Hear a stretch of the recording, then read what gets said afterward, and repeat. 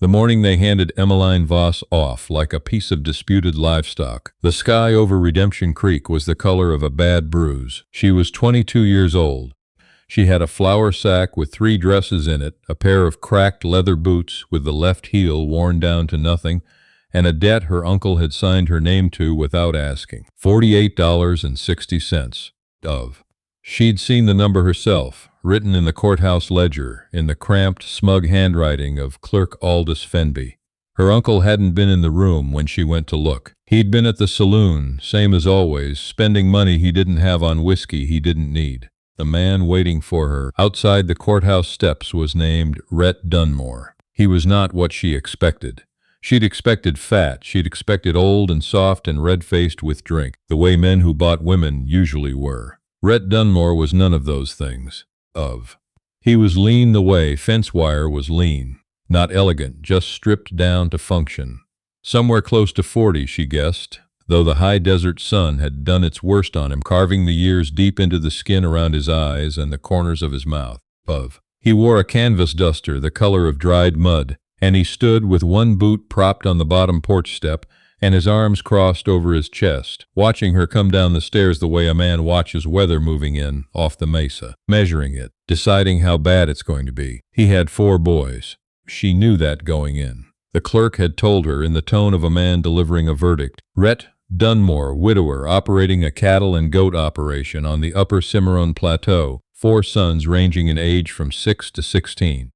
His wife, a woman named Dottie, had died of a ruptured appendix the previous winter. Alone in the cabin while Rhett was driving cattle south. Nobody had gotten there in time. The boys had been with her when she died. Emmeline did not cry on the wagon ride out. She was past that. Crying required believing that someone was paying attention, and she'd stopped believing that somewhere around age 14. The road out of Redemption Creek climbed fast, leaving the scrub flats behind and cutting up through red rock country, the kind of landscape that looked like God had been angry when he made it. Juniper and pinon crowded the switchbacks. The afternoon heat sat on everything like a physical weight. Rhett drove the team, 2 rangy sorrels that looked like they'd been working hard since before Emmeline was born. And he said nothing for the first hour, not a word, just the creak of the wagon, the jangle of trace chains, wind coming off the plateau. "You cook?" he finally said. "Yes, bless us, soap us. You afraid of blood? Animal blood slaughter, season's coming?" "No." He nodded just once like she'd passed the first part of an exam he hadn't bothered to announce. "The boys are rough," he said. Not an apology, just information, delivered the same way he might say the well runs shallow in August. "They're not mean, they're just—" He stopped, the muscle in his jaw working. "They don't know what to do with someone new." "Neither do I," Emmeline said. He looked at her then. A real look, not the livestock assessment he'd given her on the courthouse steps. Something flickered in his expression and was gone before she could name it. He turned back to the road. The plateau opened up without warning, the canyon walls falling away on both sides, and suddenly they were on top of the world, or what felt like it, a wide, flat expanse of grama grass and red earth stretching toward a line of mountains that looked painted on the sky. The ranch came into view all at once. A low adobe house with a tin roof that threw back the late sun like a signal mirror. A long barn, 3 outbuildings, and a windmill turning slow and steady in the afternoon breeze, and 4 boys standing in a line in front of the gate. Emmeline's stomach dropped. The oldest was tall for 16, angular and hollow-cheeked, with his father's build and a set to his jaw that said he'd already decided how he felt about today. He held a branding iron, not raised, just held loose and casual at his side, the way you hold something you want someone to notice. The next one, maybe 12, stood with his arms crossed and his chin up, trying to look bigger than he was. The younger 2, 8 and 6, she guessed, hung back slightly, the smaller one gripping the hem of the older one's shirt. "Boys," Rhett said, pulling the wagon to a stop. "This is Emmeline. She's going to keep the house." The oldest said nothing. "Hitch the team, Cass," Rhett said, climbing down. Cass, the oldest, didn't move immediately. He was looking at Emmeline with the flat, steady gaze of someone who'd made up his mind about a thing and was waiting for the world to confirm it. She looked back at him. She didn't flinch. She'd been stared down by meaner things than a grieving boy with a branding iron. She picked up her flour sack and climbed down from the wagon without waiting for help. The inside of the house stopped her cold, not because it was filthy. It was, but she'd expected that. What she hadn't expected was the shape of the mess. It wasn't the mess of men who didn't care. It was the mess of men who'd been trying and failing. The swept dirt floor had been swept recently but unevenly, missing the corners. Someone had washed the tin plates and left them stacked neatly on the wrong shelf. A woman's garden apron, faded blue calico, singed at one corner from a stove spark, hung on a hook by the door, exactly where Dottie had left it. Nobody had moved it. Nobody had been able to. Emmeline didn't move it either. She set her bag on the table, looked around the room once, and got to work. The first week was not a week. It was a series of small wars, each one on a different front. Rhett was gone from first light to near dark, riding fence lines and managing the fall, gather with a hand named Pershing, who lived in the bunkhouse and avoided the main house with the focused dedication of a man who'd seen domestic trouble before and wanted none of it. That left Emmeline alone with the boys from sunrise to supper. Cass was cold, not loud about it, not theatrical, just cold the way high elevation nights were cold, the kind that got into your bones gradually and stayed. He'd answer a direct question with the minimum number of words physically possible, then leave the room. He did his chores without being asked and without acknowledgement of anyone around him. He ate what she cooked with his eyes on his plate and was done and gone before the younger ones finished. It was the silence that was the weapon. She understood that. Silence was harder to fight than noise. The 12-year-old was named Doyle, and he was noisier about his objections. He'd taken to making small, irritating alterations to whatever she set up, moving the coffee pot to the wrong burner, leaving the door unlatched so the goats got into the yard, feeding the kitchen scraps to the dog before Emmeline could use them for stock. Each thing small enough to be an accident.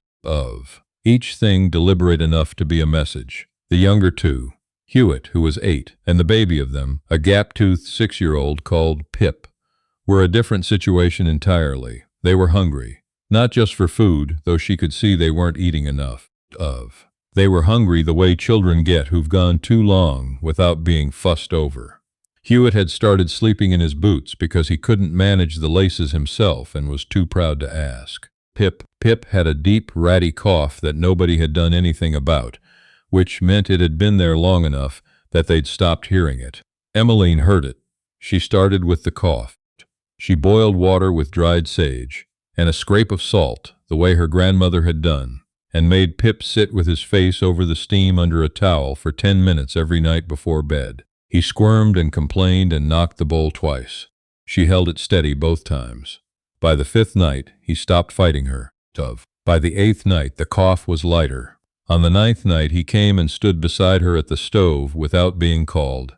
She didn't make a big thing of it. She taught Hewitt his laces in the same way, not as a lesson, just doing it alongside him, showing him the motion, then handing it back. He got it on the 4th try. She said, "There you go," and went back to stirring the pot. He stood there for a moment like he was waiting for something more, and when he realized that was all there was, she heard him go outside and practice on the porch step for 20 minutes, doing and undoing the same knot. Doyle she ignored with purpose. Not the cold shoulder. Just the calm, deliberate absence of reaction that she'd learned was more unsettling than anger. When he moved the coffee pot, she moved it back without comment. When he left the gate unlatched, she latched it without raising her voice. Each time, she felt his eyes on her back, waiting for the snap. She didn't give it to him. It was Cass who nearly broke her. 3 weeks in, she'd made a beef stew from the last of the root vegetables and a soup bone Rhett had left on the porch. She'd put more time into that stew than she wanted to admit. It was one of the only things she knew for certain she did well, and she knew she was using it to try and buy something she shouldn't have to buy. That awareness made her angrier at herself than at anyone else. She'd set the pot on the table and called them in, and for a moment it looked like it might go fine. Then Cass sat down, looked at his bowl, and said, "My mother made this with venison." It wasn't a compliment. It wasn't a complaint. It was a statement of fact deployed like a knife. Emmeline stood at the stove, with her back to the table. She counted to 4. She turned around. "I don't have venison," she said. I have what I have. She seasoned it different. I'm sure she did. Cass looked up at her then. She could see it in his face. The thing he was actually saying. The thing underneath the words about stew. She wasn't his mother. She would never be his mother. She was a stranger in his mother's kitchen, stirring his mother's pot, and no amount of competence or patience or correctly salted stew was going to change that. Emmeline sat down across from him. This surprised him. He hadn't expected her to sit. I know, she said quietly, not in the tone adults used to manage children, just flat honest. I know she did. I know this isn't right. None of this is right. She looked at him steadily. But your brothers are hungry, and I'm here, and the stew is hot, so eat it. There was a long, airless moment at the table. Doyle ate first, not looking at anyone. Cass ate second. Rhett came in late from the south pasture, tracking mud and wood smoke through the door, and stopped when he found all four boys at the table and the pot mostly empty. He didn't say anything. He sat down and Emmeline gave him what was left, and he ate it all. It's good, he said. I know, she said. The winter came down off the San Juan Range with no warning in late November, the kind of cold front that the old-timers said you could see building for days if you knew where to look. Neither Emmeline nor Rhett knew it was coming. Rhett was 3 days out at the Coulter pasture trying to get the last of the late calves to lower ground before the freeze hit. He'd taken Pershing and Cass with him, leaving Emmeline with Doyle, Hewitt, and Pip. The temperature dropped 40 degrees in 6 hours. Emmeline had the fire banked high by mid-afternoon, with every spare blanket off the loft bunks piled near the hearth. She'd filled every pot and bucket she could find with water before the pump handle froze. She'd brought the 2 youngest goats inside. Rhett would hate it, she knew, but she also knew what goats cost and what they couldn't afford to lose this year, and she'd given Pip the warmest spot by the stove and told Hewitt to stay close to his brother. At 9 o'clock that night, the wind hit. It came from the northwest, screaming down out of the high country, and it hit the adobe walls hard enough to make the tin roof shudder. The fire worked double time and couldn't keep up. Emmeline moved the boys off their pallets and onto the floor directly in front of the hearth, stacking them in together under every blanket she had, and sat in the wooden chair behind them, feeding wood into the fire every 20 minutes through the night. At 2 in the morning, Doyle appeared at her elbow. She hadn't heard him come. He was just there suddenly, barefoot on the cold floor in his nightshirt, carrying an armload of split wood he'd brought in from the mudroom. He set it down beside the fire without looking at her. The stack by the house is getting low, he said. I know. Go back to bed, Doyle. I can bring more in the morning. Go to bed. He stood there another moment. Then he went back to his pallet, pulled the blanket up over his younger brothers, and was quiet. Emmeline sat in the wooden chair and watched the fire and did not let herself feel anything too strongly about the firewood. It was just firewood. It didn't mean anything. She repeated this to herself until almost dawn. Rhett and Cass made it back 2 days after the storm broke. They came in gray-faced and frozen, the horses steaming in the cold air, Cass's ears so white with frostbite that Emmeline marched him inside before Rhett had even dismounted and made him hold his ears over a bowl of tepid water for 20 minutes while he hissed through his teeth at the pain of circulation returning. Stop being dramatic, she said. It hurts, he said. I know it hurts. Hold still. He held still.